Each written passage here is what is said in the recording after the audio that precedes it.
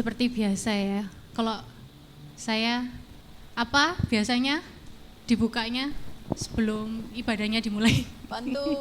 Pantun. Oke, penjual jamu di dalam mobil. Asik. Yes, mantap. Membawa kelapa berjumlah ganjil. Jika hati merasa labil, mari kita cari Allah dan merenungkan Injilnya. Haleluya. Yuk kita mau mulai minggu ini dengan semangat ya, meskipun masih ada jemaat yang mungkin dalam perjalanan, kita mulai dalam doa dulu. Yuk kita berdoa. Terima kasih Tuhan, kembali Engkau mengumpulkan kami di sini Tuhan untuk bertemu dengan Engkau Tuhan, menghususkan waktu ini Tuhan hanya berfokus pada Engkau Tuhan dan belajar tentang firman-Mu Tuhan. Kami sebentar lagi akan memulai ibadah kami Tuhan dengan pujian dan penyembahan Tuhan. Kau yang selalu sertai Tuhan ibadah ini dari awal, tengah hingga akhir Tuhan, dan kami mau berdoa Tuhan untuk jemaat-jemaat yang mungkin belum hadir Tuhan, Kau yang sertai juga dalam perjalanannya hingga sampai sini dengan selamat. Dan kami mau memulai ibadah kami dengan semangat Tuhan. Di dalam nama Tuhan Yesus kami berdoa dan mengucap syukur. Amin. Yuk kita mulai dengan semangat. Saya mengundang para jemaat untuk berdiri.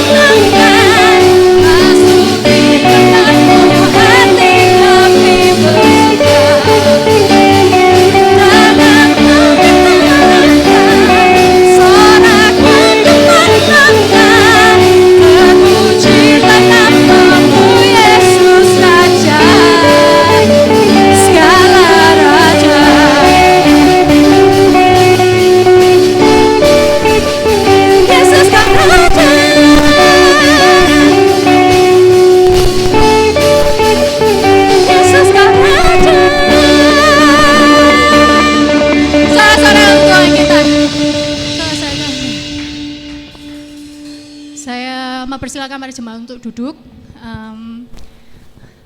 Sedikit sebelum kita masuk ke lagu kedua, dalam bulan ini saya merasa bahwa Tuhan itu sayang sama saya gitu Pak, gitu. Bahwa saya dapat masalah yang buat saya itu sedih gitu. Tapi Tuhan menempatkan orang-orang yang dekat dengan saya, yang mendukung saya dengan sedemikian rupa sehingga saya itu bisa bangkit, tidak sedih lagi, dan mampu berterima kasih pada Tuhan gitu ya akan challenge yang Dia beri dalam hidup saya gitu. Mungkin kelihatannya nggak besar di mata orang lain gitu masalah saya gitu, tapi waktu itu saya tuh sangat sedih sekali gitu, sedih sekali dan untungnya sekarang saya sudah lega gitu, selalu mencari Tuhan gitu, selalu ingat akan Dia dan saat ini saya ketika saat teduh selalu bacanya tuh tentang harapan terus Pak. Ayatnya itu untuk first of the day itu selalu harapan dan hari ini pun tuh juga sama. Mazmur 91 ayat 2 mengatakan He is my refuge and my fortress, my God in whom I trust. Jadi kita sebagai orang percaya meskipun kita itu menemukan masalah yang membuat kita sedih gitu, saya percaya Tuhan itu nggak akan kasih kita masalah yang lebih dari kemampuan kita gitu. Meskipun kelihatannya sulit, tapi Tuhan akan menempatkan orang-orang yang mendukung kita bagaimanapun sehingga kita itu bisa bangkit lagi dan menjalani hidup. Dan jangan sampai kita tuh mengandalkan diri kita sendiri gitu, karena kita punya Tuhan. Meskipun kita kesannya kayak ditinggalkan seperti judul pada hari ini ya, ditinggalkan tetapi tidak sendirian. Saya percaya Tuhan tuh akan selalu ada menuntun kita, terus bersama kita dan selalu bersama dengan kita, melindungi kita dari apapun itu. Kalau kita percaya pada Dia dan berserah pada Dia dan melakukan kehendaknya gitu. Dan lagu ini saya khususkan untuk perasaan saya gitu ya, untuk orang-orang juga yang mungkin punya masalah, kita bisa menyanyikan lagu ini bersama untuk berdoa kepada Tuhan dengan sepenuh hati kita.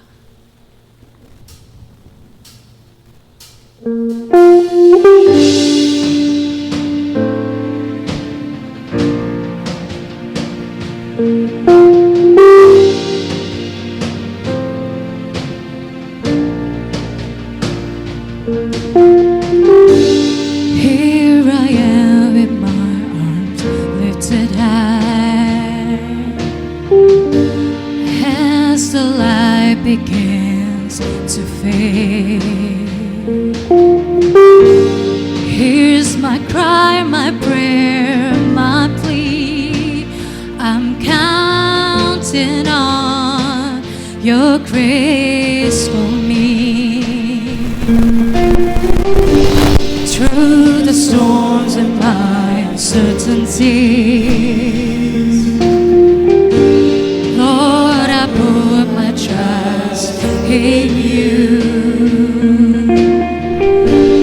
You're my Savior and my peace. Oh Christ, my King, I will draw near.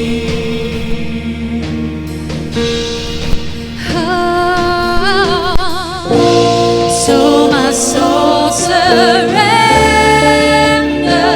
to my faithful God, my faithful God. You're my hope and anchor. I trust in you.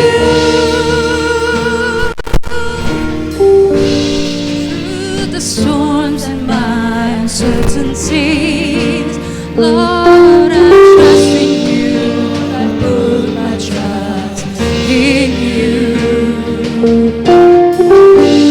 You're my Savior and my peace. Oh Christ, my King, I will draw near.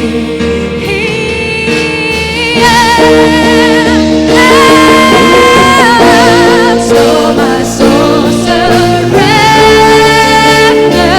to my faithful God.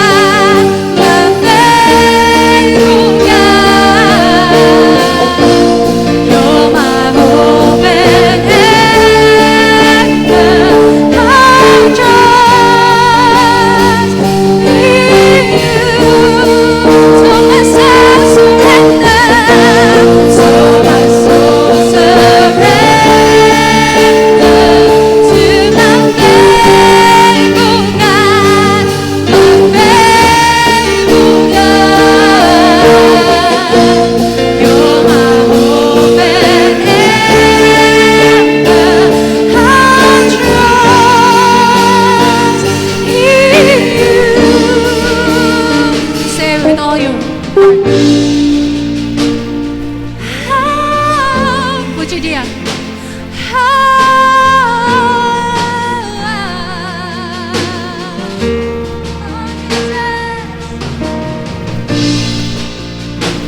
You're my hope, Jesus, you're my Savior. Oh God, where would I be if not for your grace that rescued me? I surrender to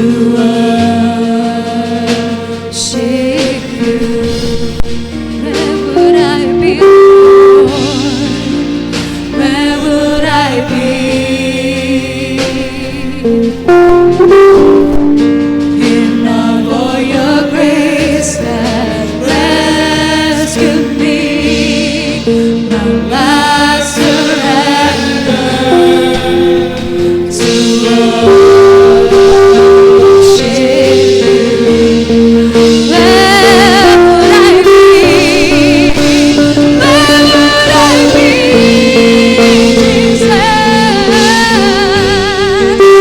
If not for your grace that rescued me, my life surrender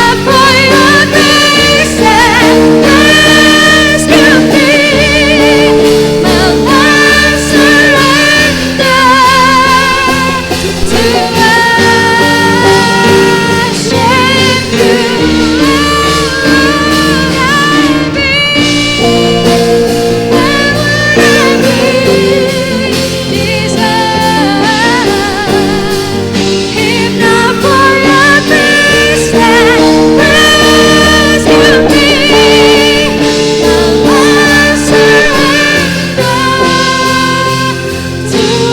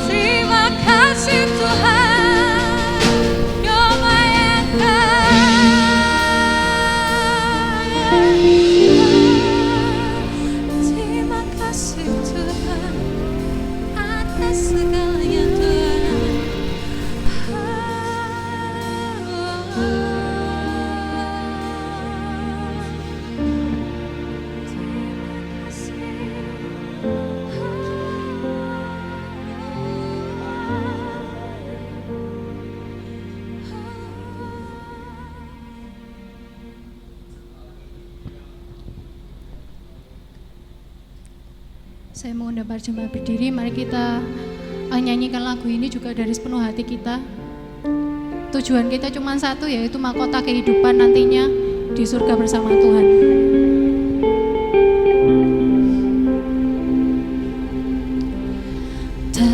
Takkan pernah ku sesali mengiring Yesus sepanjang hidupku, lewati lebah air mata, ku saksikan kemuliaan-Mu dinyatakan. Berapapun harga yang harus ku bayar, ku kan tetap setia mulai lagi mengasihi-Mu, mengiring-Mu seumur hidupku. Janji-Mu kan tetap ku pegang teguh sampai ku dapat mahkota kehidupan.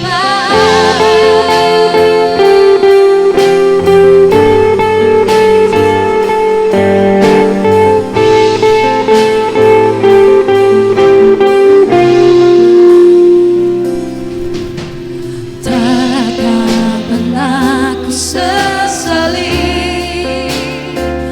mengiring Yesus sepanjang hidupku, lewati lembah air mata, ku saksikan kemuliaan-Mu dinyatakan. Berapapun harga yang harus ku bayar, ku kan tetap setia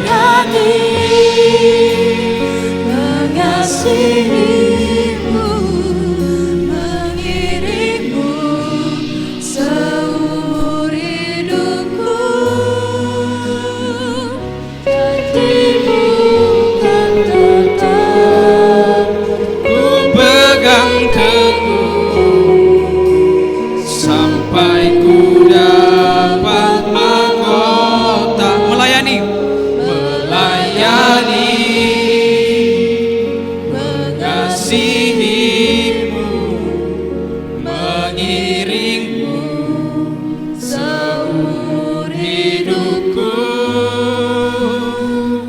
Janjimu kan tetap ku pegang teguh,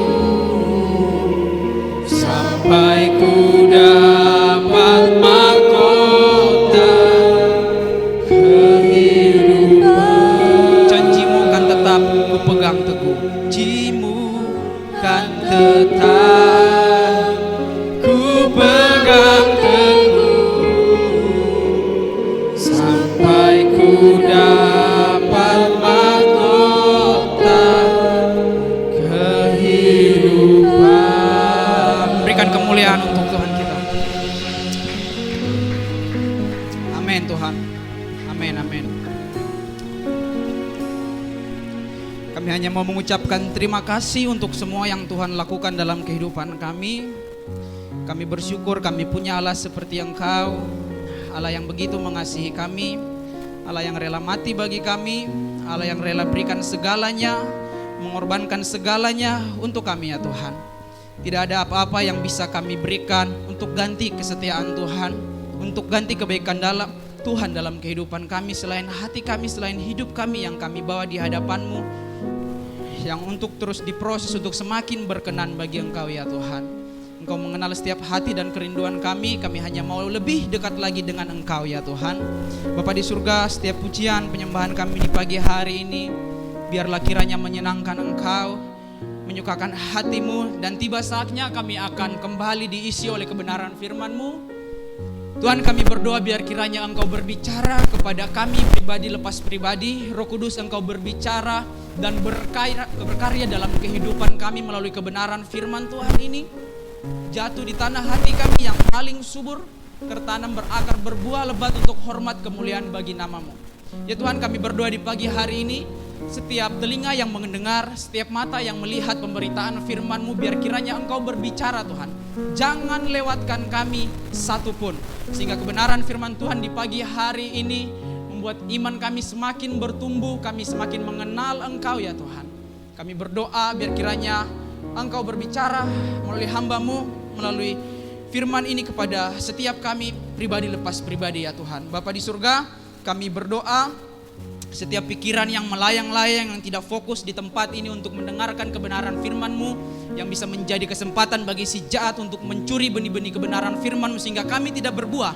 Di dalam nama Tuhan Yesus semuanya ditaklukkan di bawah kuasa firman-Mu. Kami berdoa biar kiranya Engkau menguasai hati dan pikiran kami ya Tuhan. Berbicaralah, kami siap mendengar. Dalam nama Tuhan Yesus Kristus kami sambut firman-Mu dengan ucapan syukur dan antusias. Haleluya. Amin. Puji Tuhan saudara, silakan duduk. Pertama-tama syukur kepada Tuhan Yesus Kristus yang memberikan kita kesempatan untuk kembali berkumpul dengan saudara-saudara seiman, bertemu satu dengan yang lainnya. Terima kasih untuk semua pelayan yang sudah melayani di pagi hari ini.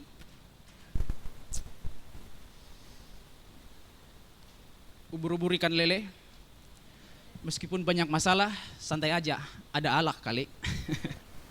Oke, puji Tuhan. Mari kita buka satu kebenaran firman Tuhan di dalam Mazmur 27 ayat yang ke-10. Mazmur 27 ayat yang ke-10. Yang sudah dapat, saya jemput kita semua bangkit berdiri. Kita akan baca kebenaran firman Tuhan ini secara bersama-sama. Mazmur 27 ayat yang ke-10. Dalam hitungan yang ketiga kita akan baca secara bersama-sama. 1, 2, 3. Sekalipun ayahku dan ibuku meninggalkan aku, namun Tuhan menyambut aku. Puji Tuhan, terima kasih. Silakan duduk Bapak Ibu Saudara. Nah, kebenaran firman Tuhan di pagi hari ini berikan judul ditinggalkan tapi tak sendirian.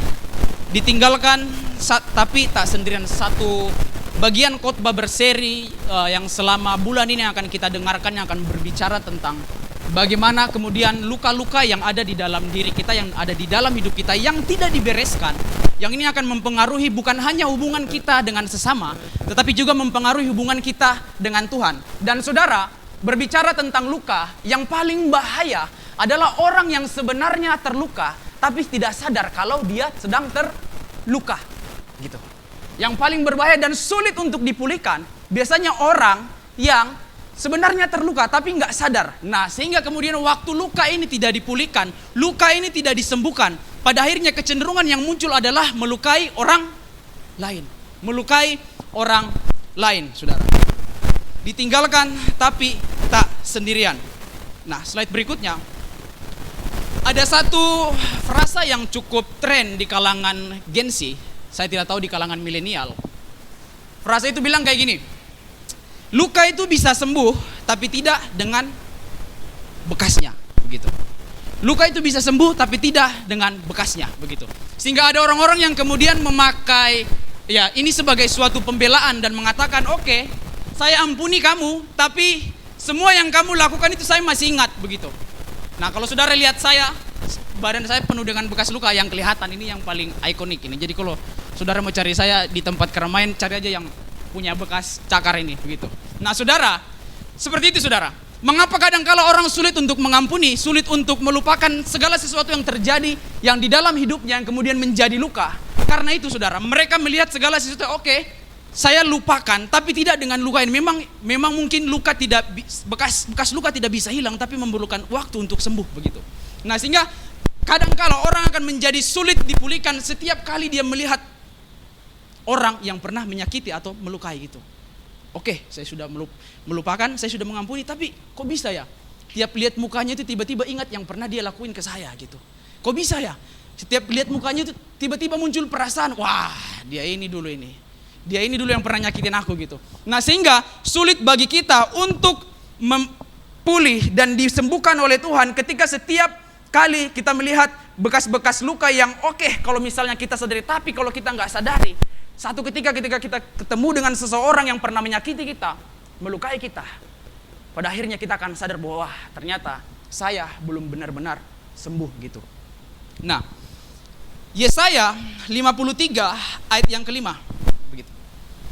Tetapi dia tertikam oleh karena pemberontakan kita, dia diremukkan oleh karena kejahatan kita. Ganjaran yang mendatangkan keselamatan bagi kita ditimpakan kepadanya, dan oleh bilur-bilurnya kita menjadi sembuh. Dan oleh bilur-bilurnya kita menjadi sembuh. Ya saudara, mungkin ada beberapa di antara kita yang mengatakan saya adalah produk dari masa lalu. Sehingga bagaimana saya hari ini, bagaimana sikap saya hari ini, bagaimana cara saya berperilaku, bagaimana saya berkata-kata, itu semua terbentuk dari hasil masa lalu, saudara. Bisa jadi karena pola asuh atau lingkungan yang membentuk kita, menjadikan kita seperti apa yang ada di hari ini. Tetapi saya mau mengatakan, saudara, jika kita masih terus hidup di masa lalu, jika kita terus masih hidup dalam luka-luka yang tidak dipulihkan, yang tidak dibereskan, akan sulit untuk kita mengalami yang namanya pemulihan daripada Tuhan. Memang, saudara, untuk menjadi sembuh itu memerlukan sebuah waktu dan membutuhkan sebuah proses. Tetapi proses untuk menjadi sembuh ini bisa dimulai ketika kita mulai menyadari dan mengalami yang namanya kasih daripada Tuhan. Amin. Memang untuk menjadi sembuh, untuk menjadi pulih itu membutuhkan waktu yang cukup lama, cukup panjang, bahkan bisa bertahun-tahun. Apalagi kalau berbicara tentang akar pahit, saudara. Begitu. Nah, jauh sebelum saya paham betul tentang pengampunan yang daripada Tuhan, ketika melayani orang-orang muda yang ada di Poso, komunitas interdenominasi yang kemudian kami rintis bersama-sama, anak-anak SMK yang punya hati untuk melayani, begitu saudara. Dan kemudian kami mendapat kesempatan kemudian untuk terhubung dengan orang-orang tua mereka, begitu. Sehingga pada waktu mereka telah tinggalkan kota Poso untuk mencari pekerjaan dan lanjut studi di tempat lain, saudara, ada kemudian orang-orang tua yang kemudian sakit dan kemudian di rumah sakit karena kebetulan gereja dan tempat pelayanan orang tua itu cukup dekat dari rumah sakit. Jadi kemudian menghubungi Pak Pendeta, tolong hubungi, saya punya papa, saya punya mama lagi sakit di rumah sakit, saudara. Begitu. Nah, kelihatannya ya sebagai orang Kristen biasa hidupnya beberapa itu biasa-biasa aja, bahkan rajin ke gereja, rajin pelayanan, dan nggak neko-neko hidupnya, nggak aneh-aneh begitu, saudara. Tetapi kemudian sesuatu terjadi menjelang akhir-akhir hidupnya ketika kemudian sudah kritis, sudah koma, dan momen-momen terakhir dipakai kesempatan untuk kemudian mengungkapkan isi hatinya, perasaannya, atau apa segala sesuatu yang dia alami selama hidup. Dan yang paling mengagetkan, ada orang-orang yang kami layani dan kami temui, dan kemudian yang kami lihat hidupnya sebenarnya seperti baik-baik saja, seperti oke-oke saja. Dan pada di akhir-akhir hidupnya, ini kemudian mengungkapkan luka yang sudah bertahun-tahun dia bawa, saudara.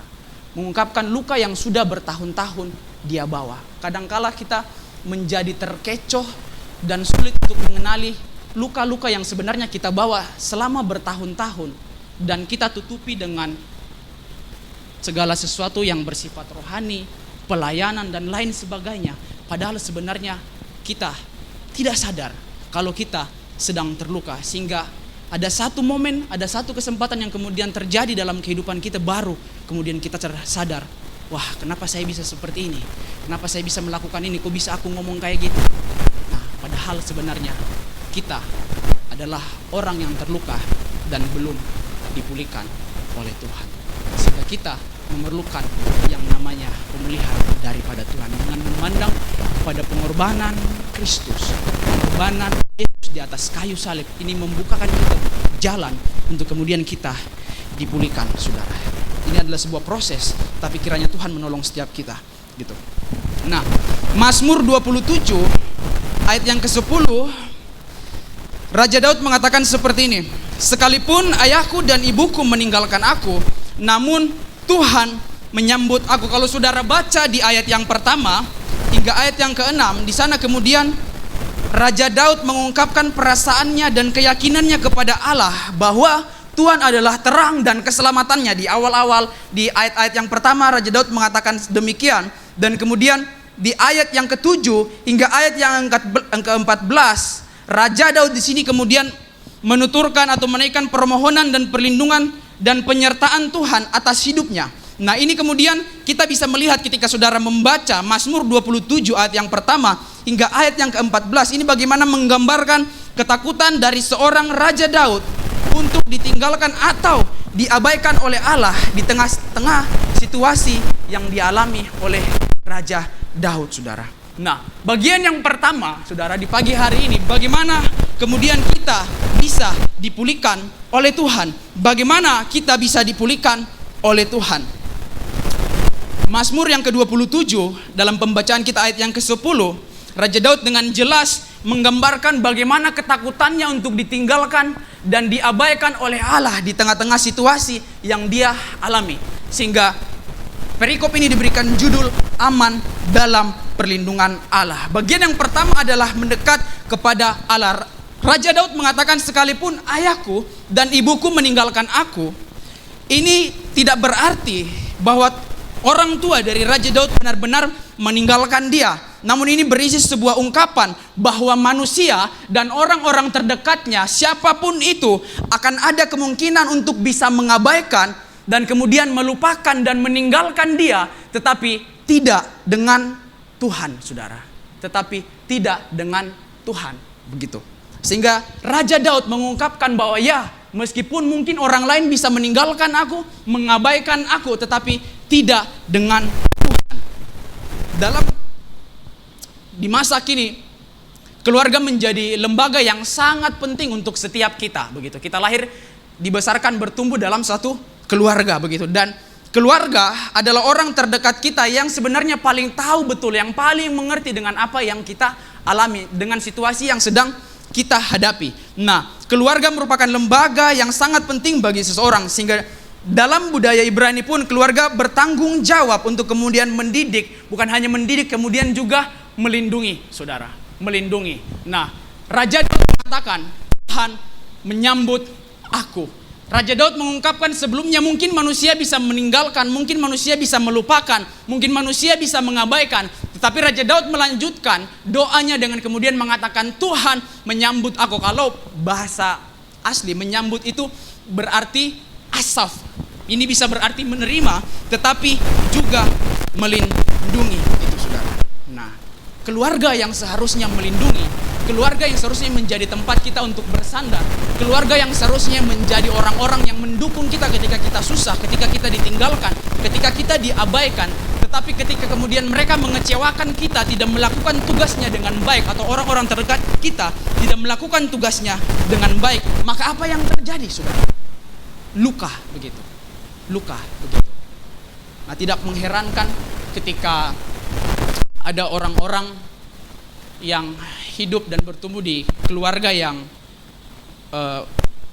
baik-baik saja, tetapi kemudian ada orang-orang yang kehilangan kasih sayang atau merasa diabaikan ketika sedang kesulitan, tidak didukung, tidak disupport. Kemudian mereka dari yang tadinya pribadi yang begitu mencintai keluarga, menyayangi keluarga, kemudian menjadi orang-orang yang memberontak, saudara, menjadi orang-orang yang memberontak. Bahkan luka ini karena diabaikan kemudian mempengaruhi pandangan atau persepsi mereka tentang Tuhan gitu. Nggak usah ngomongin Tuhan yang baik deh, nggak usah ngomongin Tuhan yang melindungi, toh kalian juga nggak ada waktu aku lagi susah, toh kalian juga nggak ada waktu aku lagi membutuhkan kalian, saudara.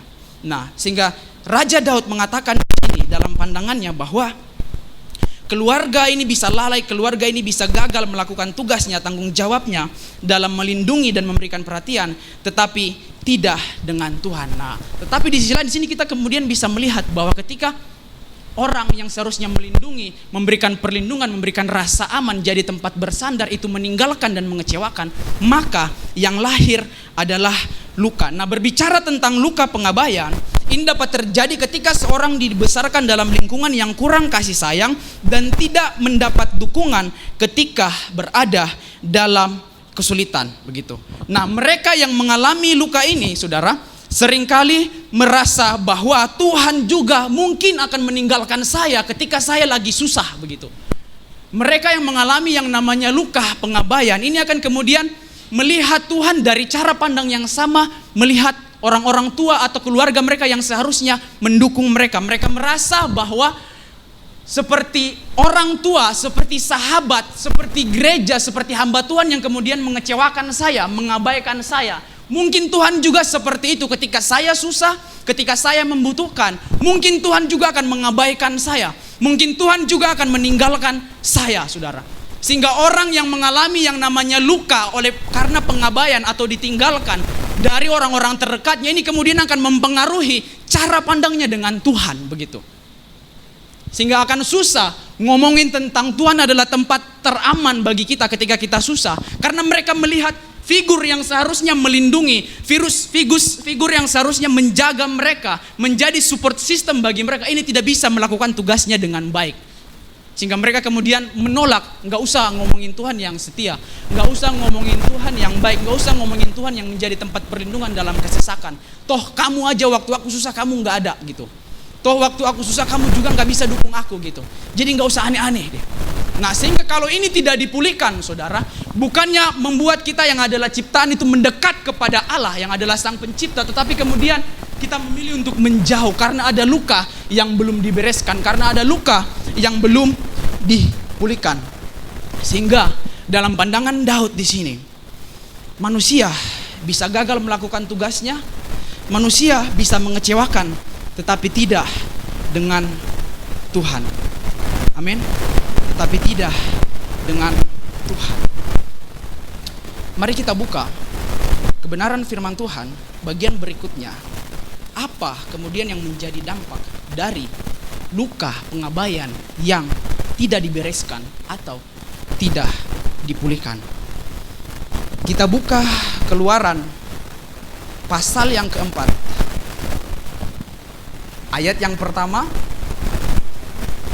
ayat yang ke-10 dan ayat yang ke-13 yang akan kita garis bawahi dalam renungan kita di pagi hari ini. Saya minta seorang laki-laki akan membacakan ayat yang pertama, kemudian perempuan akan membacakan ayat yang ke-10, dan yang belum menikah akan membacakan ayat yang ke-13.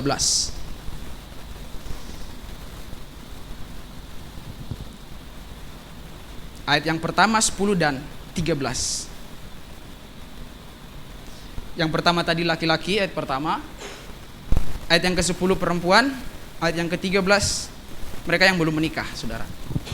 Ayat yang pertama, 1, 2, 3.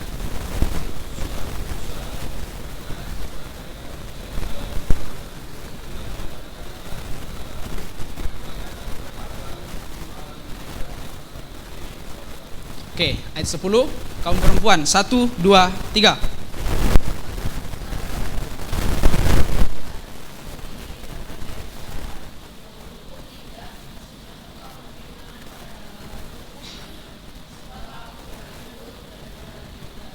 Ayat yang ke-13, ayo yang belum menikah, mana suaramu?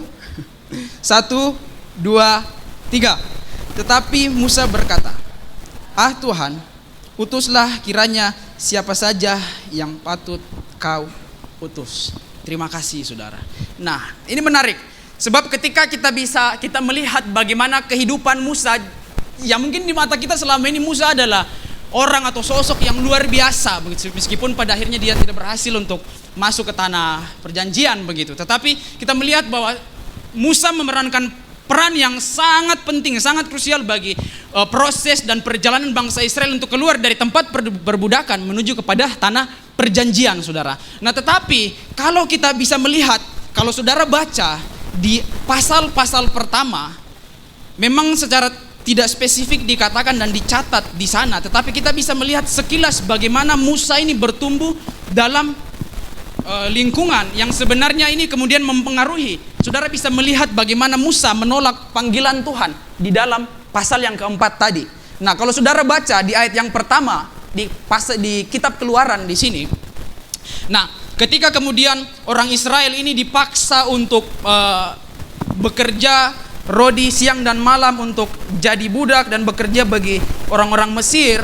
Nah, sehingga pada waktu itu kalau saudara baca di Keluaran pertama ayat yang ke-16 dan ke-17, saya akan bacakan buat kita semua. Dikatakan seperti ini, "Apabila kamu menolong perempuan Ibrani pada waktu bersalin, kamu harus memperhatikan waktu anak itu lahir.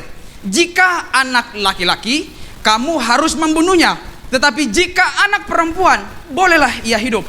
Ayat yang ke-17 dari Keluaran pertama dikatakan seperti ini, "Tetapi bidan-bidan itu takut akan Allah dan tidak melakukan seperti yang dikatakan Raja Mesir kepada mereka dan membiarkan bayi-bayi itu hidup," saudara. Nah, Musa lahir di tengah-tengah bukan hanya pengabaian tetapi juga penolakan terhadap keberadaan orang Ibrani yang ada di Mesir, saudara.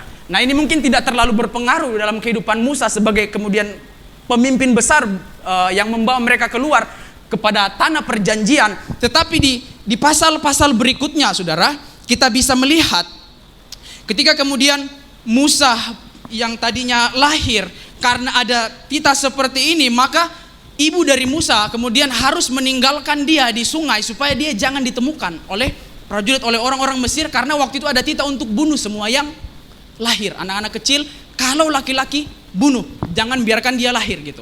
Karena mereka udah terlalu banyak di Mesir. Bisa jadi nanti mereka memberontak dan ya kudeta gitu, melakukan sebuah kudeta begitu. Nah, sehingga pada waktu dia lahir dia harus ditaruh di Sungai Nil supaya kemudian dia bisa selamat dan bertahan. Ya meskipun pada akhirnya Tuhan menolong dia, saudara.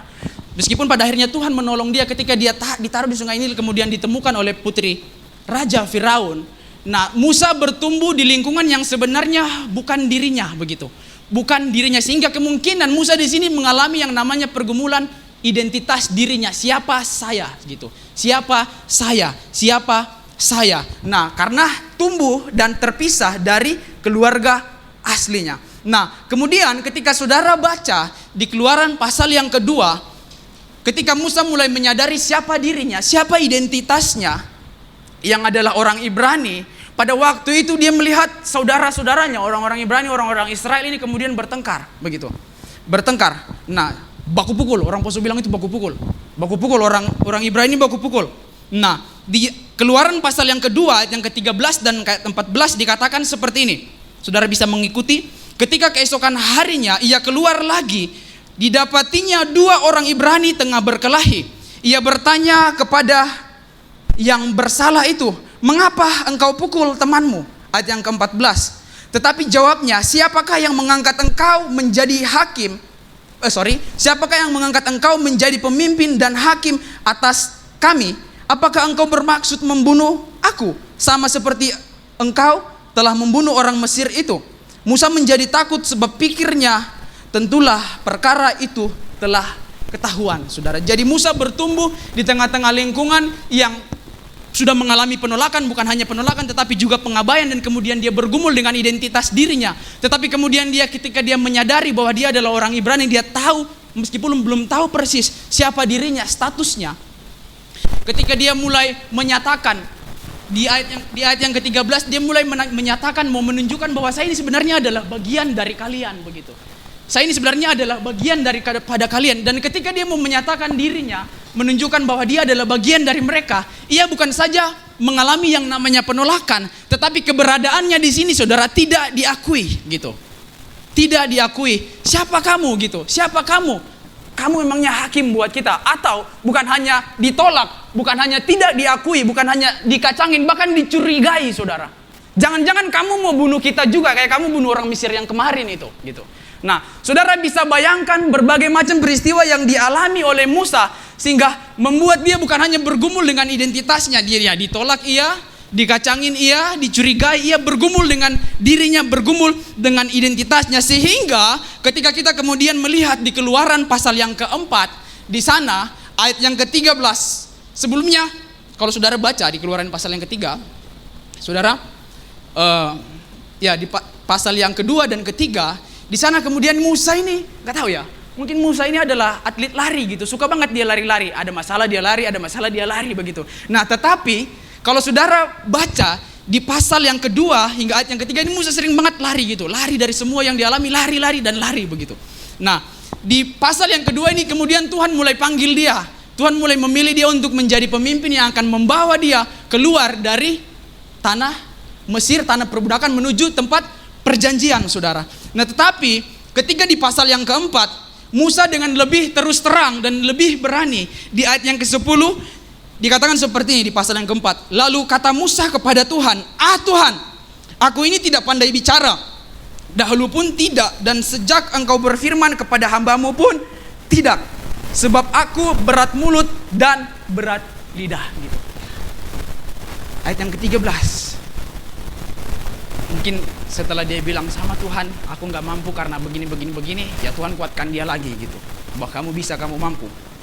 Di ayat yang ke-11 dan ayat yang ke-12. Tetapi ayat yang ke-13, Musa bukan hanya cari alasan, tetapi dengan mentah-mentah menolak panggilan Tuhan begitu. Mengatakan bahwa, tetapi Musa mengatakan, aduh Tuhan, utuslah kiranya siapa saja yang patut kau utus, jangan aku gitu.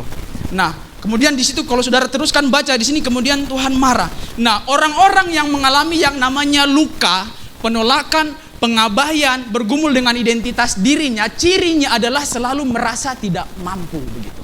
Selalu merasa tidak mampu sehingga selalu bergantung sama orang lain untuk bisa bahagia, untuk bisa merasa dicintai dan lain sebagainya, saudara.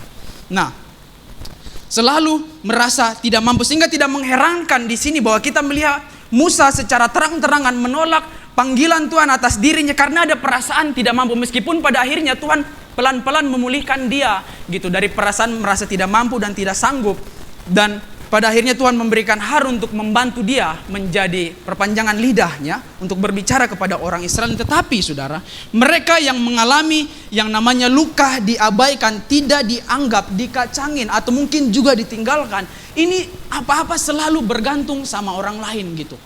Untuk bisa bahagia, untuk bisa merasa berharga, untuk bisa merasa dicintai, ini selalu bergantung kepada orang lain begitu. Sehingga orang-orang seperti ini akan cenderung melakukan apapun juga begitu untuk saya bisa lari dari semuanya gitu. Untuk saya bisa bukan hanya lari tapi juga untuk melakukan apapun juga untuk saya bisa diterima dan dicintai begitu.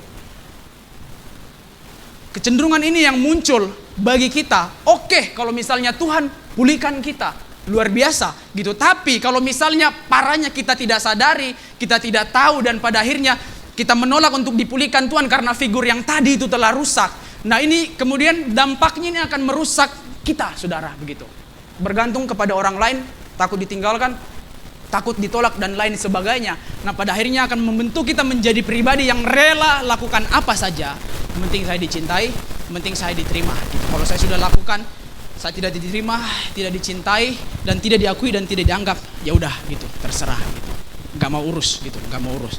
Nah, kembali kepada pembacaan kita tadi, Daud dalam ketidakmampuannya, Daud dalam keterbatasannya untuk menjalani segala sesuatu yang terjadi yang digambarkan Daud di Mazmur pasal 27 ayat yang pertama hingga ayat yang ke-14. Dalam seruan dan doa ini Daud datang kepada Tuhan menyatakan ketidakmampuannya terhadap semua yang terjadi dalam kehidupannya, saudara. Nah, berarti apa? Ketidakmampuan yang disebabkan oleh karena luka-luka yang belum dibereskan dan dipulihkan, ini kemudian seharusnya membawa kita mendekat kepada Tuhan gitu. Mendekat kepada Tuhan gitu. Ada orang-orang yang karena belum beres, yang karena belum dipulihkan oleh luka-luka yang dialami di masa lalu, luka pengabaian, ditolak, ditinggalkan, tidak dianggap dan lain sebagainya begitu. Ini kemudian salah meletakkan sandarannya begitu. Salah meletakkan harapannya begitu. Pada akhirnya bukannya dipulihkan, malah dikecewakan lagi dan lagi begitu. Nah, ada orang yang bilang keterbukaan adalah awal dari pemulihan. Belum tentu, saudara. Tergantung kepada siapa kita terbuka begitu. Salah terbuka sama orang yang justru sebenarnya pada akhirnya tidak bisa memulihkan kita, pada akhirnya akan kembali menghancurkan, mengecewakan kita dan membuat kita pahit kepada Tuhan. Nah, keterbukaan terhadap Tuhan adalah awal dari kita dipulihkan. Amin. Keterbukaan kepada Tuhan menjadi awal untuk Tuhan memulihkan kita. Kita buka Yeremia 30 ayat yang ke-17. Yeremia yang ke-30 ayat yang ke-17. Sebab aku akan mendatangkan kesembuhan bagimu. Aku akan mengobati luka-lukamu. Demikianlah firman Tuhan. Sebab mereka telah menyebutkan engkau orang buangan, yakni sisa yang tiada seorang pun menanyakannya, saudara. Israel dalam pembuangan, dalam pengasingan mereka sebagai bentuk pemberontakan mereka terhadap Tuhan, kehilangan identitas, kehilangan jati diri mereka sebagai umat pilihan, dan seolah-olah Tuhan melupakan, seolah-olah Tuhan mengabaikan, seolah-olah dikacangin sama Tuhan. Tetapi kemudian melalui nubuatan oleh Nabi Yeremia di sini, Tuhan mengatakan bahwa aku akan mendatangkan kesembuhan bagimu, aku akan mengobati luka-lukamu. Demikianlah firman Tuhan. Kalau kita tahu Tuhan yang sanggup mengubahkan kita, kalau kita tahu Tuhan yang sanggup memulihkan kita, kalau kita tahu Tuhan yang sanggup mengubahkan luka-luka kita, menyembuhkan luka-luka kita, mengisi kekosongan demi kekosongan dalam hati kita, maka tanggung jawab kita, tugas kita adalah datang dan mendekat kepada Allah gitu. Sehingga Raja Daud dalam Mazmurnya mengatakan, hanya dekat Allah saja aku tenang. Hanya dekat Allah saja aku tenang. Jangan salah meletakkan kepala kita untuk bersandar. Jangan salah meletakkan kaki kita untuk menginjakkan tempat. Jangan salah untuk meletakkan tangan kita untuk menggandeng sesuatu yang sebenarnya kadangkala bisa saja melepaskan kita gitu. Letakkan sandaran kita, letakkan tangan kita, letakkan hati kita kepada Tuhan yang tidak pernah mengecewakan, saudara. Yang tidak pernah mengecewakan. Bagian berikutnya, slide berikutnya. Nah, saudara, mereka yang mengalami luka karena sebuah pengabaian atau dikacangin atau mungkin juga ditolak, ini kemudian menjadi salah dalam melihat segala sesuatu begitu. Menjadi salah dalam melihat segala sesuatu. Bagian yang kedua adalah ubah fokus, bukan tentang mereka tetapi tentang Yesus. Bukan tentang mereka tetapi tentang Yesus. Mari kita lihat dalam Yohanes 1 Yohanes 4 ayat yang ke-9 sampai yang ke-10. Yohanes 4 ayat yang ke-9 sampai ke-10. Nah, dalam hal inilah kasih Allah dinyatakan di tengah-tengah kita, yaitu bahwa Allah telah mengutus anaknya yang tunggal ke dalam dunia supaya kita hidup olehnya. Inilah kasih itu, bukan kita yang telah mengasihi Allah, tetapi Allah yang telah mengasihi kita dan yang telah mengutus anaknya sebagai dosa pendamaian bagi dosa-dosa kita, sebagai pendamaian bagi dosa-dosa kita. Saudara, kenapa tadi orang-orang yang mengalami yang namanya luka pengabaian atau tidak dianggap, kemudian sulit untuk pulih dan disembuhkan oleh Tuhan, bahkan jangankan pulih, ngomong kasih untuk mereka yang terluka itu mustahil, saudara. Ini karena sudah ada figur yang rusak di mata mereka, pribadi yang seharusnya mencintai mereka, yang mendukung mereka, yang menyupport mereka, tetapi pada akhirnya meninggalkan mereka seperti bagian yang di awal, tetapi kemudian juga kehilangan kasih daripada mereka yang seharusnya mengasihi dia, saudara. Sehingga untuk ngomongin kasih bagi mereka ini sulit, saudara. Sulit untuk ngomongin kasih dan sulit untuk bisa dipulihkan oleh Tuhan karena sosok yang seharusnya mengasihi ini telah menyakiti dan mengecewakan, saudara. Nah, dengan kata lain, mereka lebih memilih nggak ada sama sekali daripada ada tapi nggak dianggap. Sakit. Ya mungkin kalau orang nggak tahu ya, Koko dan Cece atau Bapak dan Ibu Gembala di tempat ini yang pernah muda, semuanya pernah muda gitu. Mungkin nggak semuanya pernah ditolak dan lain sebagainya. Tetapi saudara, rata-rata orang yang biasanya kan orang itu bilang kayak gini. Kalau kamu nggak suka mendingan ngomong langsung gitu loh, jangan tolak-tolak halus gitu, lebih menyakitkan gitu. Karena apa, saudara? Mendingan kalau kamu ngomong langsung nggak suka atau mau nolak aku, yang ngomong aja langsung tolak aja gitu. Aku nggak mau, aku nggak nyaman sama kamu dan lain sebagainya. Nah, beda cerita orang yang kelihatannya seperti diterima begitu kan? Orang yang kelihatannya seperti dia dengan pedenya. Nah kalau di saat itu di asrama itu kadang-kala mahasiswa itu bilang cinta beda asrama gitu, cinta beda asrama gitu. Jadi salah satu effort itu biasanya yang cowok-cowok ini biasanya kalau zamannya Pak Agus sama Bu Lili itu dulu masih ada karena belum ada dispenser gitu, biasanya yang cowok-cowok ini jadi pahlawan yang kepagian gitu, bukan yang kesiangan karena di saat itu harus bangun lebih pagi gitu.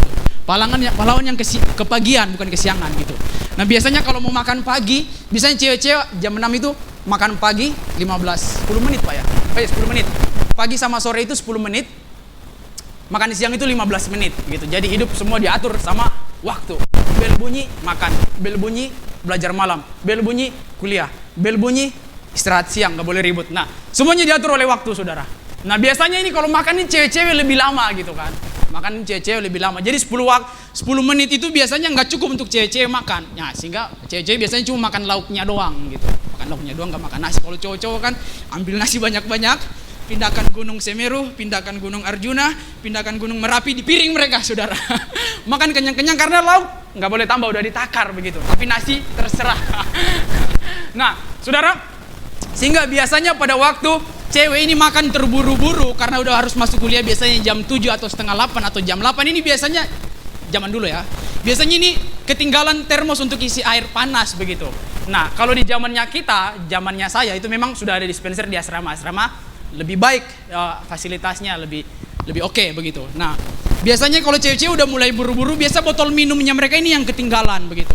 Nah, kalau di sana itu botol air minum itu nggak boleh isi di dispenser asrama. Itu dispenser asrama cuma pada waktu genting. Kalau mau isi botol air minum yang gede itu harus isi di depot yang di ruang makan begitu. Sehingga biasanya cewek-cewek ini karena buru-buru itu tinggalkan mereka punya botol air minum, dan kemudian cowok-cowok yang kepedean tadi ini gitu, yang kemudian lihat, oh ini kayaknya botolnya dia ini, ini kayaknya botol mau ketinggalan, nanti apa aku yang bawain aja di kelas. Sehingga ini dianggap sebagai sesuatu tanda bahwa dia diterima gitu, bahwa dia akan diakui, hingga pede lakukan semuanya demi cinta yang sebenarnya belum tentu, padahal menyesatkan gitu. Nah, pada akhirnya, saudara bisa bayangkan ini kemudian kepedean melakukan semuanya segala sesuatu dan merasa bahwa dengan melakukan semuanya dia akan diterima dan keberadaannya akan diakui. Lakukan semuanya begitu. Sehingga ketika dia mengalami yang namanya penolakan, luka, ya gitu, luka, apalagi luka, saudara. Nah, ini yang saya katakan tadi bahwa mungkin lebih baik bagi kita ketika kita kemudian dikatakan saya tidak mau, ditolak secara mentah-mentah, itu akan lebih baik bagi kita. Tetapi beda ceritanya kalau misalnya kita udah effort, lakukan semuanya, berikan semuanya, usahakan semuanya, lakukan yang terbaik, tetapi kemudian keberadaan kita bukan hanya nggak diterima, tapi nggak diakui. Nggak diakui itu lebih menyakitkan gitu. Pernahkah saudara masuk ke satu tempat, satu komunitas yang baru, yang keberadaan saudara ini seperti seolah-olah dianggap nggak ada gitu loh. Nah, mungkin waktu dibilang, ya kami nggak suka, kami nggak setuju kamu di sini dan lain sebagainya. Oke, sebagai orang-orang yang sadar diri mungkin ya udahlah, terserah, mundur aja. Nah, tetapi kalau misalnya kita seperti seolah-olah diterima, kita kan pede, sehingga waktu kemudian ada perilaku atau perkataan yang seolah-olah menunjukkan penolakan atau ketidakpenerimaan ini tadi, kemudian yang timbul dari kita adalah luka. Nah, orang-orang yang mengalami yang namanya luka karena penolakan atau pengabaian dan tidak diakui keberadaannya, ini kemudian akan lebih memilih untuk mendingan aku nggak ada sama sekali daripada aku ada tapi nggak dianggap gitu loh. Daripada aku ada tapi nggak dianggap gitu, mendingan aku nggak ada sama sekali. Nah, kalau saudara mengikuti berita di awal tahun akhir Desember, Januari sampai tadi malam saya masih baca berita, masih ada orang yang bunuh diri, gantung diri begitu. Nah, ini adalah orang-orang yang kemudian yang merasa bahwa dengan kematiannya ini kemudian bisa merubah sesuatu. Karena apa? Saudara, mayoritas di antara mereka ketika saya baca berita, ini waktu masih hidup ini nggak didengarkan gitu. Ya mungkin didengarkan tapi dilupakan. Mungkin mereka ada, tetapi keberadaan mereka nggak dianggap atau nggak diakui. Sehingga mereka mengikuti jalan atau memilih untuk mengakhiri hidup mereka dengan harapan kematian itu bisa membuat mereka diterima, bisa membuat mereka didengar, bisa membuat mereka untuk diakui. Saudara bisa bayangkan kalau misalnya ada luka karena penolakan. Kalau misalnya ada luka-luka karena pengabaian atau keberadaan kita yang tidak diakui. Ini kemudian dampaknya bukan hanya mempengaruhi hubungan kita dengan sesama, tetapi juga kepada diri kita sendiri yang akan kemudian merusak hubungan kita dengan orang lain, ketidakpenerimaan atas diri sendiri, dan merusak pandangan kita tentang Tuhan begitu. Pandangan kita tentang Tuhan. Di komunitas yang tadi saya ceritakan, ini juga ada orang-orang yang kemudian saya kenal beberapa.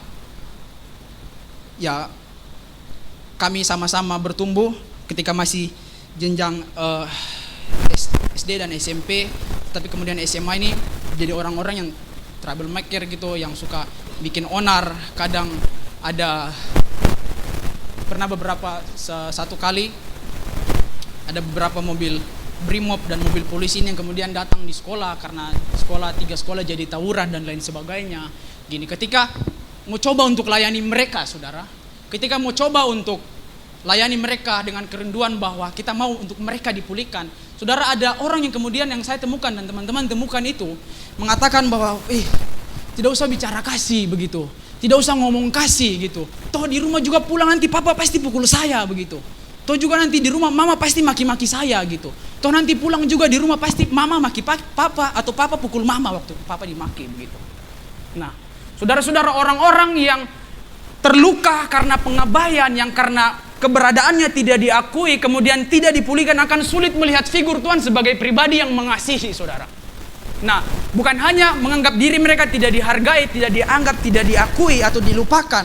Nah, orang-orang seperti ini juga kemudian meletakkan keberhargaan diri mereka, harga diri mereka, standar diri dan standar hidup mereka berdasarkan bagaimana cara dunia memperlakukan mereka dan apa kata dunia tentang mereka begitu. Jadi saya cukup berharga kalau misalnya dia berikan tugas ini, saya lakukan, oke, saya berharga begitu. Saya akan diakui, saya akan diterima ketika saya melakukan ini, saya berikan ini, kemudian saya akan dianggap sebagai orang yang berharga, saya akan diperhitungkan, keberadaan saya akan diakui begitu. Nah, sehingga orang-orang ini tidak jarang untuk kemudian menjadi seperti orang-orang yang melakukan semuanya untuk sebuah penerimaan begitu. Karena itu tadi, diabaikan, ditolak, dilupakan, dan lain sebagainya, saudara. Sulit untuk mengalami pemulihan ketika kita belum dipulihkan dari luka karena pengabaian. Karena figur yang seharusnya mencintai, mengasihi ini kemudian menyakiti dan melukai kita, saudara. Nah, dari pembacaan kita di 1 Yohanes 4 ayat 9 sampai yang ke-10, kita bisa melihat di sini bahwa satu-satunya cara, satu-satunya jalan supaya kita bisa mengalami pemilihan yang daripada Tuhan adalah ketika kita memahami dan mengalami kasih Bapa, saudara. Ketika kita memahami dan mengalami kasih Bapa, mengalami kasih Bapa, berarti bukan lagi berfokus kepada luka yang diberikan orang lain kepada kita, tetapi kita berfokus kepada apa yang telah Kristus Yesus lakukan kepada kita di atas kayu salib, saudara. Di atas kayu salib. Ketika Yesus mati, dia mengatakan bahwa Eli, Eli, lama sabachthani. Sejenak ia seperti ditinggalkan atau diabaikan oleh Allah. Nah, semua ini pengabaian oleh Allah pada Yesus Kristus sejenak dalam kematiannya, supaya kita kemudian diakui. Ia terluka supaya kita menjadi sembuh. Ia terhina supaya kita masuk dalam hitungan orang-orang yang berharga. Ia diabaikan sejenak oleh Allah supaya kita tidak sendirian dan binasa karena dosa, saudara. Supaya kita tidak binasa karena dosa. Keberhargaan kita tidak ditentukan oleh apa kata dunia atau bagaimana cara dunia memperlakukan kita.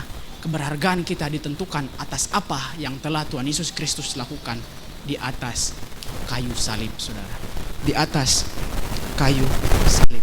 Alami kasih Tuhan. Satu-satunya jalan bagi kita untuk bisa dipulihkan adalah ketika Tuhan mengisi ruang-ruang yang kosong di hati kita karena luka itu dengan kasih-Nya, dengan kasih-Nya.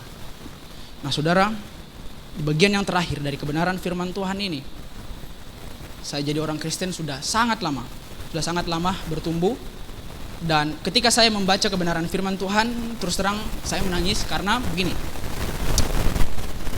Saudara tahu kehidupan seorang hamba Tuhan, ya, bagus, hamba Tuhan, lahir dari keluarga hamba Tuhan juga. Mungkin kita berbeda-beda gitu, tapi yang paling sulit bagi saya adalah hidup memikul semua tuntutan dan tanggung jawab yang seharusnya itu dilakukan oleh hamba Tuhan gitu. Sementara saya adalah anak yang sedang bertumbuh, begitu, sedang bertumbuh. Bayangkan tanggung jawab atau sesuatu yang harusnya dilakukan, dikerjakan oleh seorang hamba Tuhan yang adalah orang dewasa itu harus diletakkan kepada anak-anak kecil yang sedang bertumbuh. Gitu. Nah, sehingga seumur hidup saya bisa katakan bahwa selalu jadi sorotan, begitu, selalu jadi sorotan dari masih kecil, selalu jadi sorotan. Nggak bisa salah, nggak bisa keliru, pokoknya langsung kamu anak hamba Tuhan kok kayak gitu dan lain sebagainya, saudara. Nggak bisa ngapa-ngapain. Sehingga ada satu momen, ada satu kesempatan di mana saya memberontak karena diam terus. Saya tetap ikut melayani, lakukan semuanya untuk Tuhan dan pelayanan gitu. Tetapi dalam hati saya sebenarnya sedang memberontak. Bahkan sampai satu titik saya bertanya, Tuhan, kenapa Tuhan lahirkan saya di keluarga yang seperti ini gitu? Kenapa Tuhan tidak lahirkan saya di keluarga yang seperti mereka, yang bisa hidup bertumbuh seperti anak-anak normal pada umumnya, saudara. Nah, memang proses untuk Tuhan sembuhkan dan pulihkan dari luka ini panjang, sangat panjang. Tetapi ada satu saat, ada satu kesempatan pada waktu sebelum saya kemudian berangkat untuk kuliah, saudara. Satu kali, karena saya lebih senang ngobrol sama papa kalau hal-hal yang sifatnya tentang kehidupan dan masa depan laki-laki, tapi sesuatu yang seperti hubungan, relasi itu lebih enak ngomong sama mama begitu. Datang sama papa gitu. Papa itu bilang kayak gini, Papa tidak pernah punya maksud sedikit pun untuk nyakitin kalian, karena kami sebagai orang tua sayang sama kalian gitu. Tetapi akan ada saat di mana kita akan mengecewakan kalian sebagai orang tua gitu. Tetapi modal yang Papa bisa kasih adalah selalu pandang sama Tuhan Yesus Kristus. Figur Papa sebagai pribadi yang seharusnya melindungi, mengasihi ini mungkin tidak bisa melakukan atau menjalankan tugasnya dengan baik. Tetapi Tuhan yang kemudian Papa layani hari ini dan kemudian yang akan kamu layani, yang sudah kamu layani, yang sudah kita layani selama ini adalah pribadi yang akan selalu mengasihi engkau. Nah, ini adalah sebuah momen di mana saya mulai dipulihkan oleh Tuhan, saudara. Ini adalah sebuah momen di mana saya mulai dipulihkan oleh Tuhan. Dan Tuhan yang saya kenal dan Tuhan yang saya layani selama ini adalah Tuhan yang tidak pernah berubah begitu. Saudara, saya mau katakan, mungkin orang tua saudara, keluarga saudara, sahabat atau circle saudara bisa mengecewakan saudara, bisa meninggalkan saudara. Mungkin juga hamba Tuhan bisa mengecewakan saudara karena mereka masih manusia, kita manusia. Mungkin juga gereja bisa mengecewakan saudara. Tetapi mari kita ubah fokus kita. Bukan fokus kepada bagaimana mereka menyakiti kita, tetapi berfokus kepada bagaimana Tuhan telah mengampuni kita. Sehingga ini memberikan kita kesempatan dan peluang untuk pulih dan sembuh, saudara. Kalau ada di antara kita yang mengatakan, wah gak usah lah ngomong kayak gitu, toh kamu juga cuma bisa ngomong, gak pernah alami apa yang aku alami. Saya mau katakan bahwa Yesus sudah mengalami semuanya. Ditinggalkan, diabaikan, ditolak, ada tapi dianggap gak ada, Yesus sudah mengalami semuanya. Jadi jangan bilang Tuhan gak tahu, jadi jangan bilang Tuhan gak ngerti. Sejenak dia diabaikan oleh Allah supaya kita diterima dan diakui. Amin, saudara. Mari kita renungkan kebenaran firman Tuhan ini. Sejemput semua pemain musik, kita fokus sama Tuhan di pagi hari ini. Saya sudah berhenti berkata-kata, tapi biar Tuhan yang terus bekerja dalam kehidupan kita. Saudara, tundukkan kepalamu, pejamkan matamu. Mari kita renungkan kebenaran firman Tuhan ini. Orang-orang terdekat kita bisa menyakiti, melukai, meninggalkan kita. Keberadaan kita mungkin bisa tidak diakui oleh mereka, tetapi itu tidak berlaku bagi Tuhan. Buka hatimu untuk Tuhan sembuhkan semua luka-lukamu. Buka hatimu untuk Tuhan mengisi ruang-ruang yang kosong dalam hidupmu. Mungkin saat ini saudara sedang terluka, mungkin saat ini saudara sedang ditinggalkan atau sedang diabaikan, dan ini merusak cara pandang saudara terhadap Tuhan. Tetapi melalui kebenaran firman Tuhan di pagi hari ini, kita melihat fakta bahwa Tuhan tidak pernah meninggalkan kita. Kita melihat fakta bahwa Tuhan tahu betul, mengerti betul atas apa yang kita alami saat ini.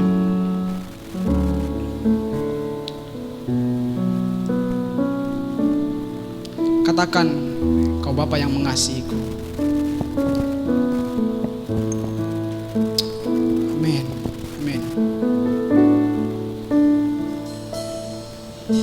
Engkau Bapa yang mengasihiku,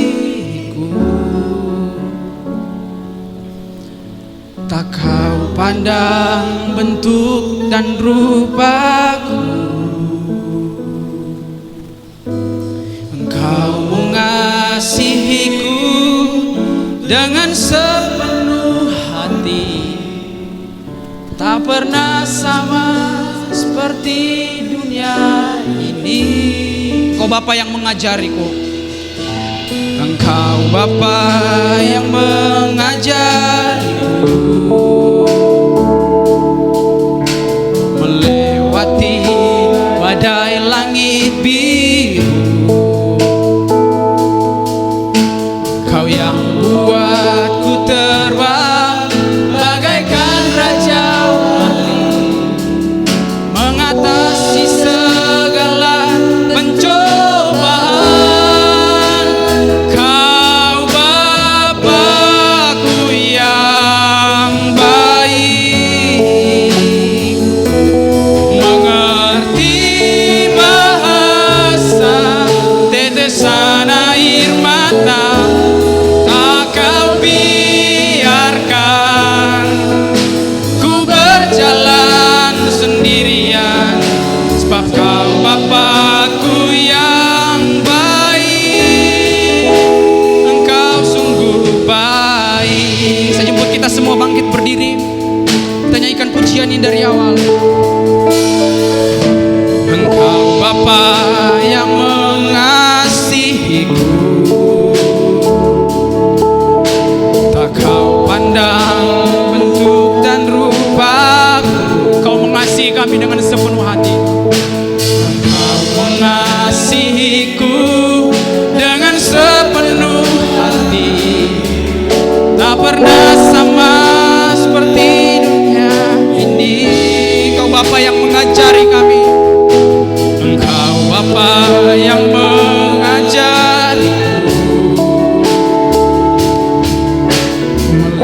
lewati badai langit biru. Kau yang buatku terbang bagaikan raja wali, mengatasi segala pencobaan. Kau Bapakku yang baik, Kau baik Tuhan, mengerti bahasa tetesan air mata, tak Kau biarkan ku berjalan sendirian, sebab Kau Bapakku yang baik. Katakan Kau Bapakku yang baik, mengerti bahasa tetesan air mata, tak Kau biarkan ku berjalan sendirian, sebab Kau Bapakku yang, katakan dengan lembut, Kau Bapakku yang baik. Kau Bapakku yang baik. Saudara, bawa semua luka-luka hatimu di hadapan Tuhan. Tuhan tahu apa yang kita alami. Engkau Tuhan yang mengenal kedalaman hati kami, Bapa. Kami yang sedang terluka, kami yang sedang tidak diakui, kami yang bergumul dengan identitas kami, ya Tuhan. Engkau yang sanggup mengisi kekosongan-kekosongan itu. Kau Bapakku, Bapakku yang baik, mengerti bahasa tetesan air mata, tak Kau biarkan ku berjalan sendirian, sebab Kau Bapakku yang Bapakku yang baik, mengerti bahasa tetesan air mata, tak Kau biarkan ku berjalan sendirian, sebab Kau Bapakku yang baik, Kau Bapakku yang baik, mengerti bahasa. Saya serahkan kepada Pak Agus. Mata tak Kau biarkan ku berjalan sendirian,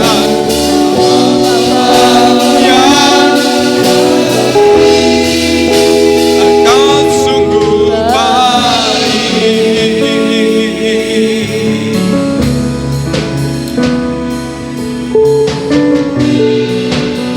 Haleluya, haleluya.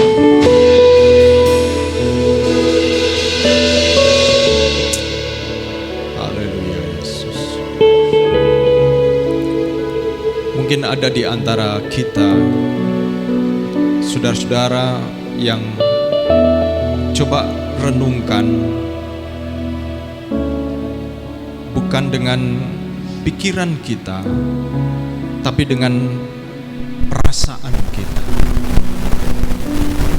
Karena luka abandonment atau luka ditinggalkan, itu kadang-kadang kita bisa mengcover dengan mengatakan, oh alasan ini, alasan itu.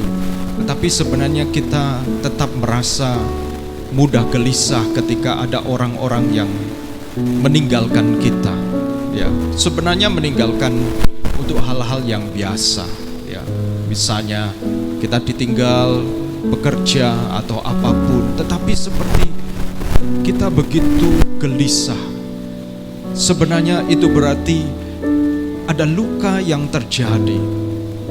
Bisa jadi ketika engkau dalam kondisi terjepit, dalam kondisi membutuhkan pertolongan orang yang kau harapkan, itu bisa orang tua, tetapi mereka tidak ada. tidak ada bersamamu. Mungkin engkau satu kali jauh dari rumah dan engkau sakit begitu luar biasa. Dan disitulah engkau mengharapkan ada orang yang sebenarnya dia akan ada di dekat kita, tetapi dia tidak ada. Atau kadang-kadang luka abandonment itu juga bisa terjadi karena orang yang kita cintai, orang yang kita kasihi meninggal dunia. Dan itu sesuatu yang kadang-kadang di dalam dunia kekristenan kita menganggap percaya dengan kebangkitan bahwa kita akan berjumpa lagi. Tetapi perasaan ditinggalkan, perasaan terpisah, itu seringkali mendatangkan luka di dalam diri kita. Sehingga kita menjadi mudah gelisah ketika ada orang yang meninggalkan kita. Sangat khawatir, mudah berpikir negatif tentang orang-orang yang kita cintai, mungkin berpikir kecelakaan, sehingga kita kadang-kadang overprotective. Begitu sangat menjaga segala sesuatu, kita lupa bahwa Tuhan juga bersama dengan orang-orang yang kita cintai, menolong, mendampingi, menyertai mereka. Itu sebabnya kalau ada di antara kita yang sedang ada di dalam hal-hal seperti itu, mari datang kepada Tuhan. Pandang Tuhan, pandang Bapa yang baik. Dia tidak pernah meninggalkan saudara dan saya. Apabila engkau mengalami anxiety, kecemasan yang berlebihan, pandang Tuhan, pandang Dia. Mari kita berdoa. Bapa di dalam surga, kami datang kepadamu Tuhan. Tuhan, kadang-kadang kami menunjukkan kekhawatiran yang begitu besar. Karena kadang-kadang kami tanpa sadar bahwa sebenarnya kami pernah terluka, ditinggalkan oleh orang-orang yang kami harapkan melindungi kami, diharapkan ada bersama dengan kami. Tetapi oleh karena pekerjaan, oleh karena kesibukan, bahkan oleh karena pengabaian, kami merasa diabaikan, kami merasa kami menangkap seolah kami tidak penting dan berharga. Oleh karena apa yang mereka sedang fokuskan Tuhan. Dan itu yang menyebabkan kami kadang-kadang mudah gelisah. Begitu kami merasa tidak diperhatikan atau merasa ada pengabaian, kami menjadi marah. Kami kemudian ketika kami ada dalam posisi di mana kami bisa menuntut, kami menjadi sangat menuntut Tuhan. Tuhan tolong kami Tuhan. Kami mau melepaskan pengampunan kepada mereka-mereka yang pernah entah sadar atau tidak mengabaikan kami, meninggalkan kami ya Tuhan. Kami mau berdoa supaya Tuhan Engkau membalut luka kami. Kami mau mengampuni mereka. Mungkin mereka melakukan tanpa sengaja, tetapi itu telah menyakiti kami. Kami mengampuni mereka ya Tuhan. Dan demikian juga Engkau menolong kami ya Tuhan. Kalau kami mengalami kecemasan yang berlebihan, sehingga kadang-kadang kami mudah guilty ketika ada sesuatu tidak terjadi seperti yang kami harapkan. Kami mudah merasa bersalah. Apa yang salah dengan aku? Apa yang salah dengan aku? Pasti ini ada yang salah. Itu sebabnya Tuhan, kami juga kadang-kadang sulit untuk melakukan hal-hal yang baru, hal-hal yang beresiko, hal-hal yang dipandang banyak orang, karena sebenarnya kami sedang melindungi diri kami dari perasaan ditinggalkan oleh karena ketidaksempurnaan kami. Tuhan, Engkau membalut luka kami Tuhan. Kami percaya Engkau mengasihi setiap kami dan Engkau tidak pernah meninggalkan kami sedetik pun. Terima kasih ya Tuhan buat hamba-Mu yang sudah menyampaikan firman Tuhan. Engkau berkati hamba-Mu Saudara Raymond, dan Engkau berkati keluarganya, berkati masa depannya, dan demikian juga setiap kami. Demi nama Yesus Kristus kami menerima pemulihan dan kesembuhan-Mu. Amin. Puji Tuhan. Silakan dulu kembali, saya persilakan Kli untuk sampaikan pengumuman.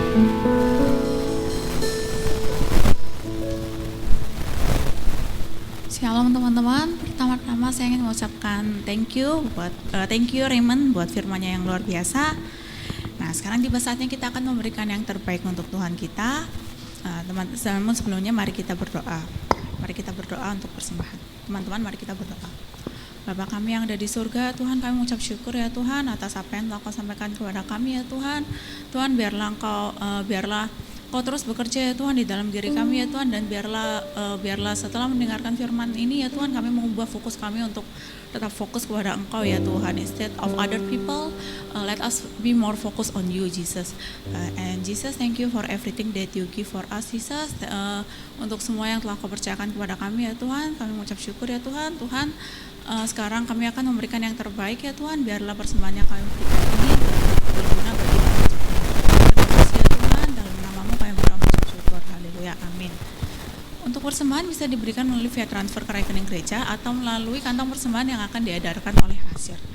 Sambil teman-teman memberikan persembahan, saya akan membacakan 2 ayat di Mazmur 91 ayat 1 dan 2. Orang yang berlindung pada Yang Maha Tinggi dan tinggal dalam naungan Yang Maha Kuasa boleh berkata kepada Tuhan, Engkaulah pembela dan pelindungku, Allahku, padamulah aku percaya. Nah, pertama dan saya ingin kami segenap keluarga gereja juga ingin mengucapkan terima kasih kepada teman-teman yang sudah setia untuk memberikan persembahan misi baik perpuluhan. Kami sekali lagi kami segenap keluarga besar SHF House of Restoration mengucapkan terima kasih sebesar-besarnya. Dan saya ingin welcome semua teman-teman yang hadir, baik yang baru pertama kali join secara online mungkin, atau yang baru pertama kali hadir, atau yang sudah setia, atau yang sudah lama tidak hadir. Welcome to SHF. Kami ingin mengundang teman-teman untuk datang ke setiap pertemuan ibadah yang berikutnya. Kami sangat senang bertemu dengan kalian dan izinkan kami untuk mengenal kalian lebih lagi dengan bertemu kalian di pertemuan ibadah yang lainnya.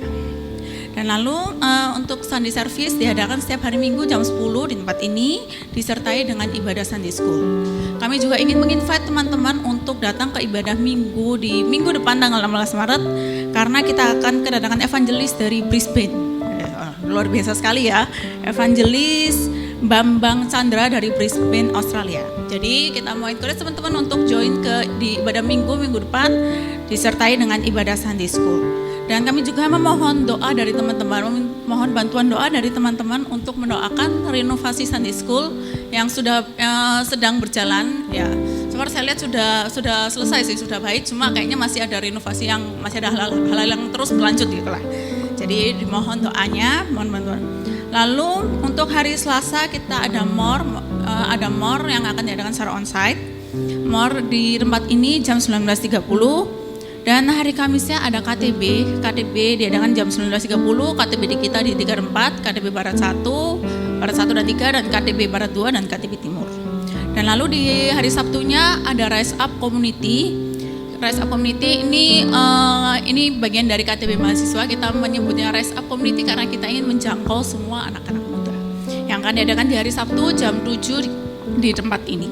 Sekian pengumuman, saya kembalikan kepada Pak Agus. Terima kasih Kli buat pengumumannya. Saudara-saudara, jangan pulang nanti karena di belakang ada makanan yang telah disediakan. Terima kasih untuk Grace yang sudah menyediakan. Di sana ada masakan mama. Mamanya Grace ya tentu ya.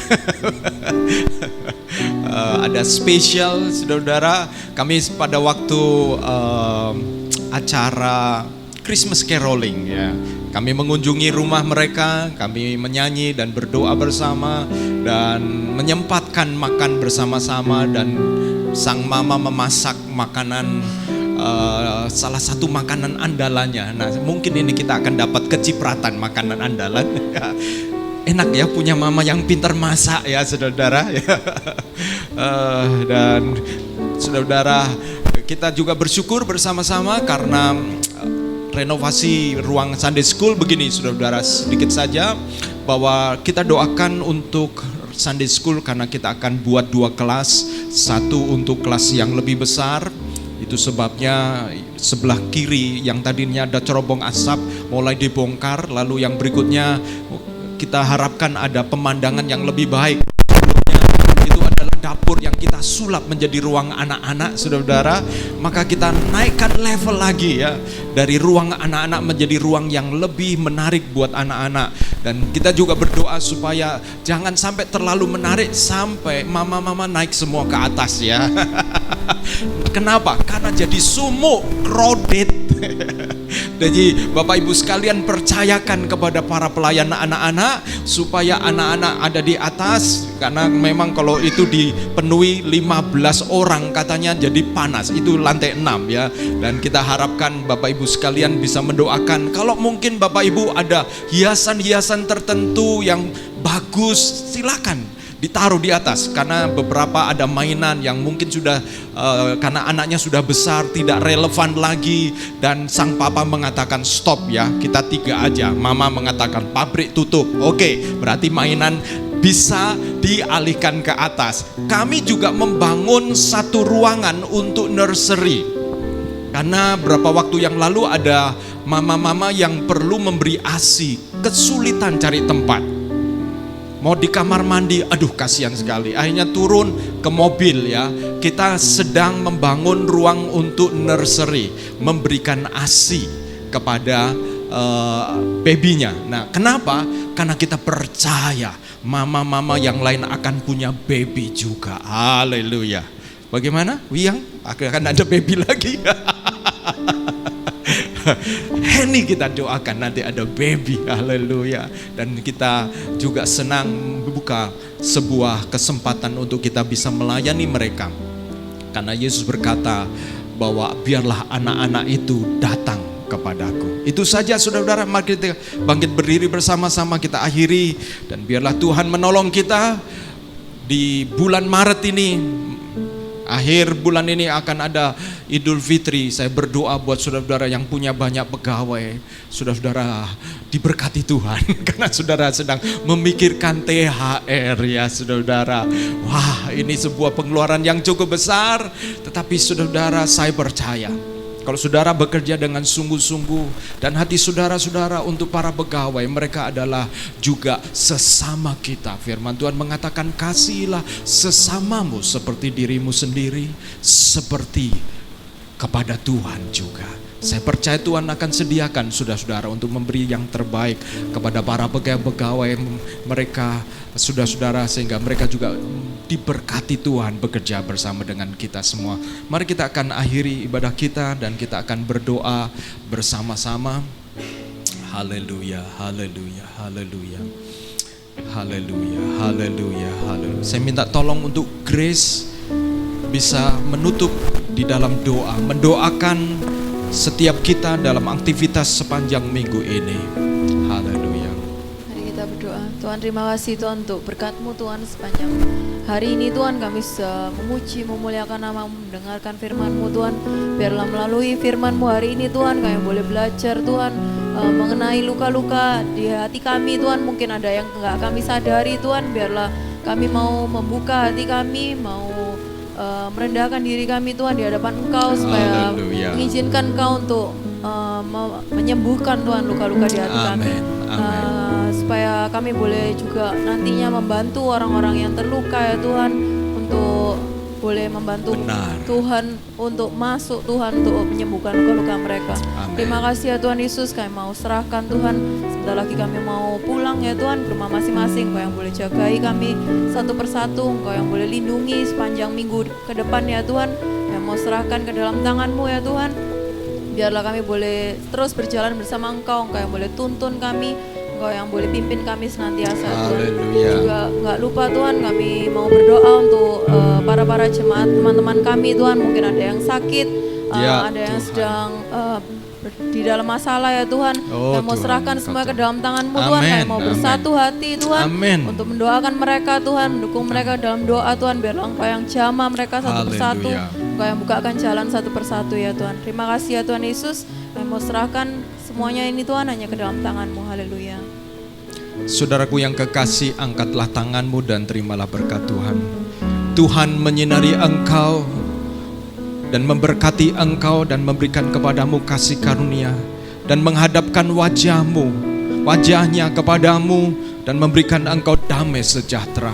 Diberkatilah keluargamu, diberkatilah pekerjaanmu, diberkatilah hubungan-hubunganmu. Bahkan diberkati apa yang engkau sedang gumuli di tempat-tempat yang tersembunyi, di mana engkau sendiri dan Tuhan dan orang-orang yang dekat dengan kepada engkau yang menggumulinya. Biarlah Tuhan menguatkan engkau untuk satu kali engkau beroleh jawaban doa dan kemenangan. Dan biarlah Tuhan juga memberkati anak-anakmu, memberkati buah kandunganmu, dan juga memberkati apa yang kau kerjakan, dibuat Tuhan menjadi berhasil. Dan terimalah seluruh damai sejahtera dari Allah Bapa, kasih sayang dari Tuhan Yesus Kristus, dan penghiburan oleh karena Roh Kudus menyertai engkau dan saya mulai hari ini sampai Maranatha, menjemput kita Yesus datang kali yang kedua. Semua yang setia dan percaya katakan amin, amin, haleluya, haleluya.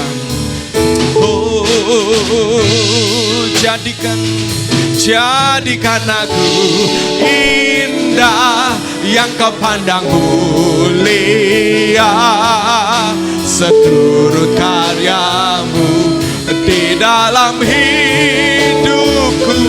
Ajanku berharap hanya kepadamu, taat dan setia kepadamu Tuhan. Oh, jadikan aku, inilah doa kami Tuhan.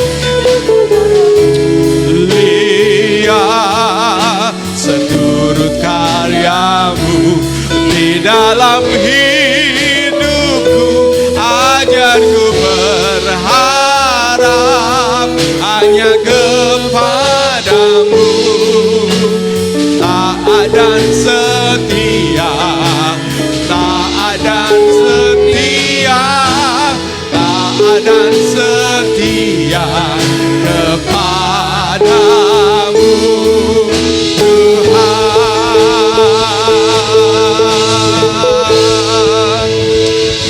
Amin, amin. Happy Sunday, Tuhan memberkati kita semuanya.